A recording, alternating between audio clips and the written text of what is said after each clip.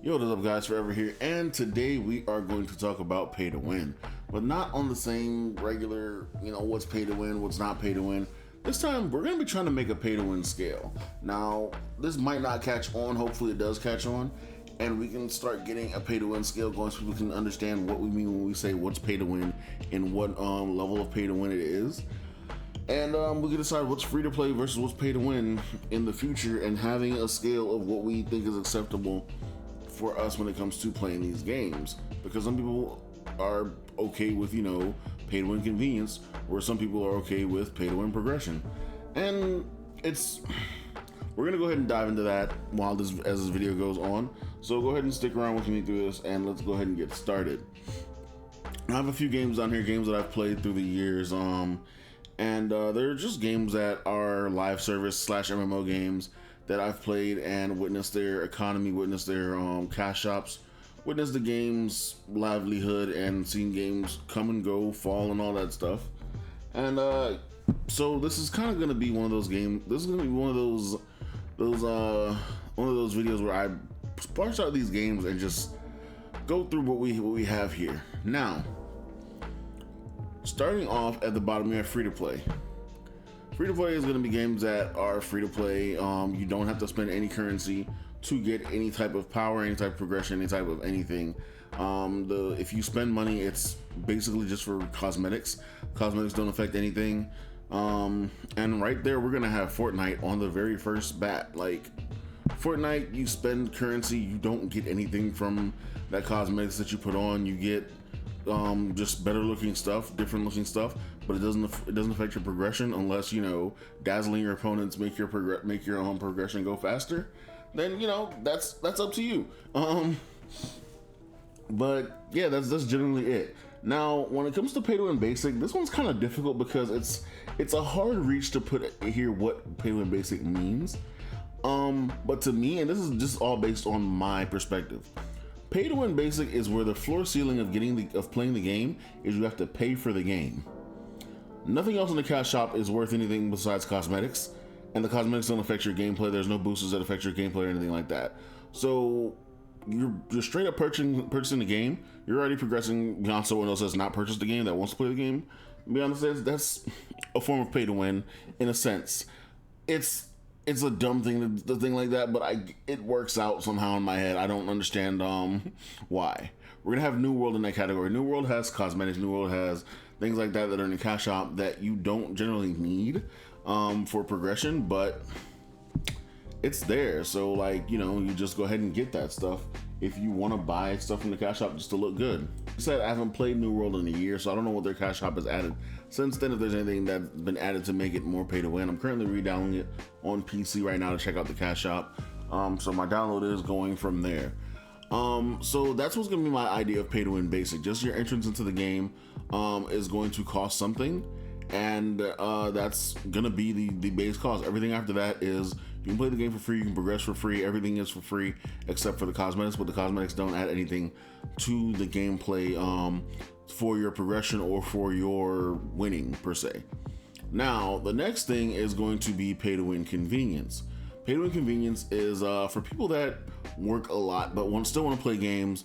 They want to be able to stay caught up to their friends and have the things in game that are accessible by getting them in game, but you can also spend money to get those things as soon as you want, as quickly as you want. And they don't really add power to things. They don't really add more than what is necessary to the game in sense. So they don't add stats and stuff like that. They don't add any extra boosters or anything like that. So boosters like experience boosters, stuff like that, those would be counted as convenience. However, boosters like stat boosters, those would be counted as progression more so, or honestly predatory. But this slot going is Warframe. Well, hold on, let's go back because we still have Final Fantasy to go into pay to win basic as well. I completely forgot about it right there. I always forget about Final Fantasy for whatever reason.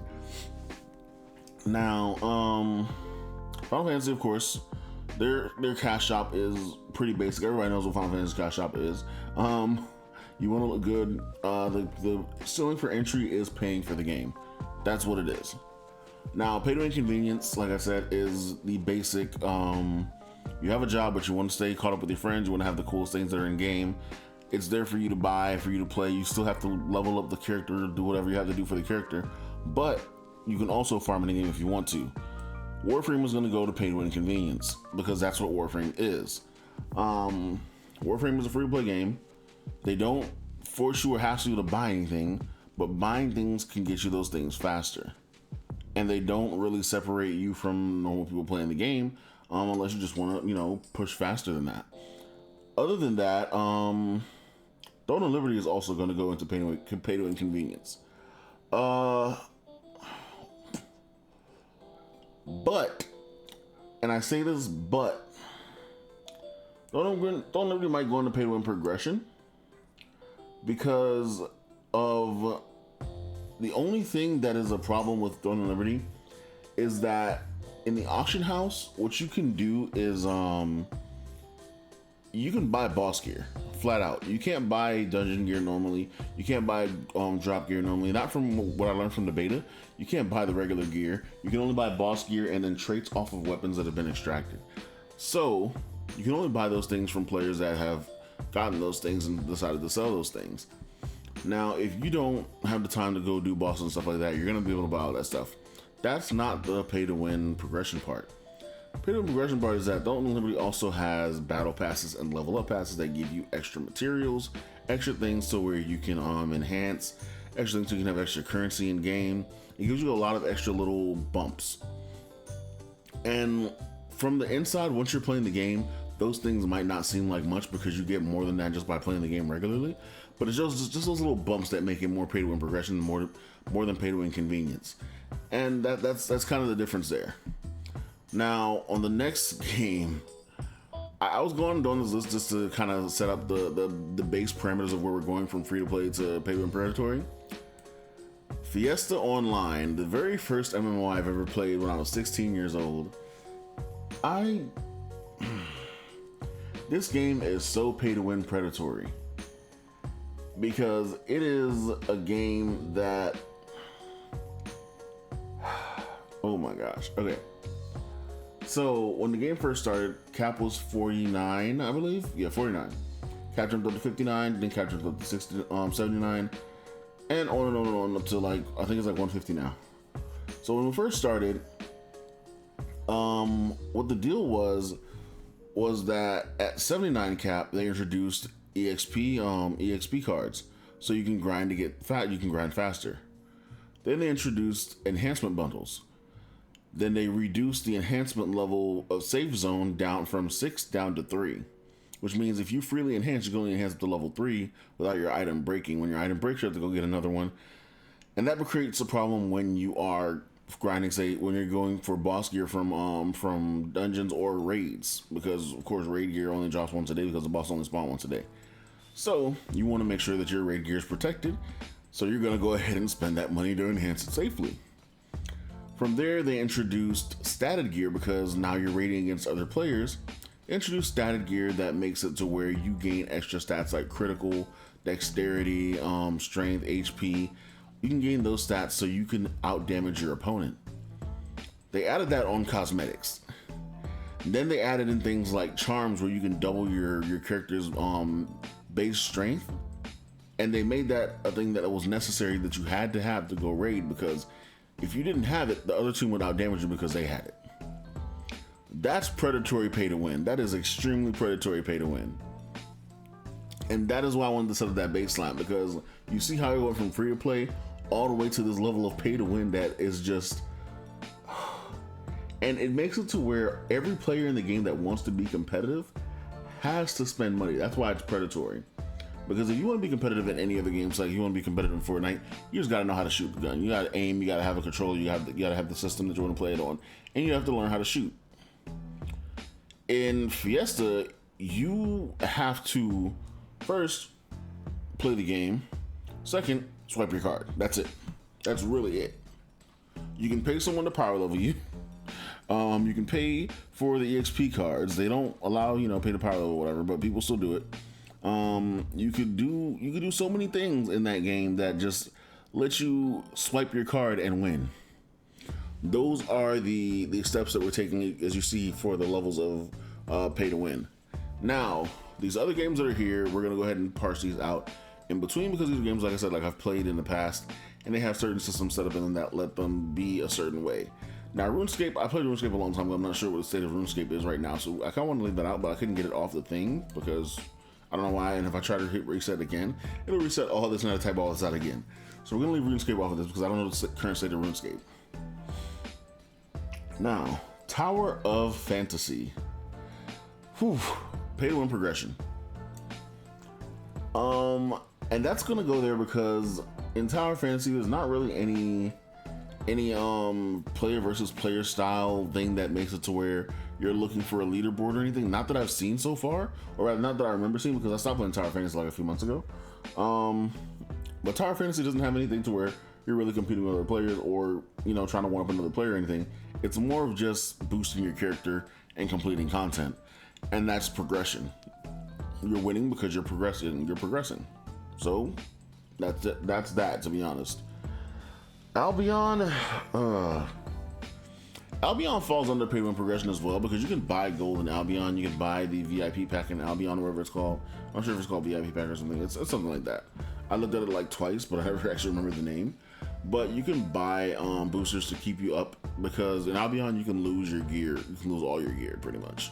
And once you lose all that, you're gonna have to pretty much start over. And if you buy gold, you can just buy all your stuff back in and keep on going. But if you don't buy gold, you know, you just have to play the game normally and get everything back.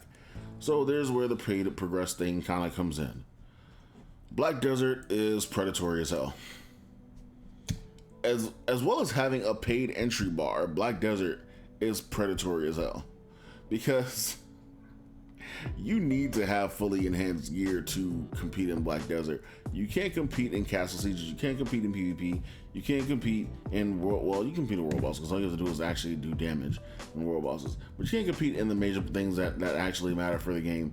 You can't even do most of the story. Like, you can't even, not most of the story, most of the grinding in the game if you don't have a certain set of gear or a certain gear score. And that's why that's considered predatory. It's damn near up there with Fiesta, Cronstones, pets having to be tier 5, all that stuff. Like, it's ridiculous how Black Desert has gone since the beginning of the game, where it wasn't as bad. Like, Black Desert started off in a good place and just went horribly downhill fast.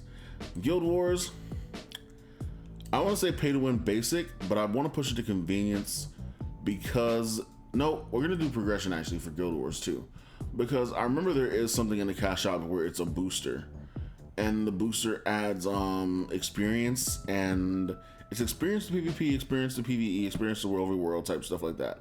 That's why I remember Guild Wars being that type of thing. So it's gonna be under progression. Genshin Impact, progression. You're pretty much playing with friends most of the time. You want to keep up with friends. You have a job, but I honestly would push it towards predatory, just because of the fact that it rubbed such a bad taste in my mouth. But I'm gonna just leave it at that. Dungeon Fighter is gonna be under predatory, because you can do so much with money in Dungeon Fighter just to keep up and win and stay ahead, and it's borderline ridiculous in the amount of stuff you can do in Dungeon Fighter to be considered, like, you know, a basic player. You have to keep up with the Joneses pretty much, and spending money is the easiest way to do that, because you can pay for your class changes, you can pay for character slots, you can pay. God, Dungeon Fighter was a escape for me. But yeah, this is just my idea of the pay to win, like, scale, I want to call it. I want to do this in a different color chart, different, you know, variable chart, but I only found tier maker, and I was like, this is gonna be the easiest way to do it, and put out a video for it, just have people talking about it. Hopefully this reaches out to people that want to see things like this, and have an understanding of what pay to win is. In my mind, of course, this doesn't have to be your mind. If you have a different idea of pay to win, let me know in the comments. If you think this is a good representation of what pay to win could be, or how to scale pay to win, let me know in the comments as well. We could try to push this as a front of how we should grade pay to win going forward. But yeah, that's pretty much it for this video. Thank you guys for watching. I'll catch you guys in the next one. It's been forever. Peace out.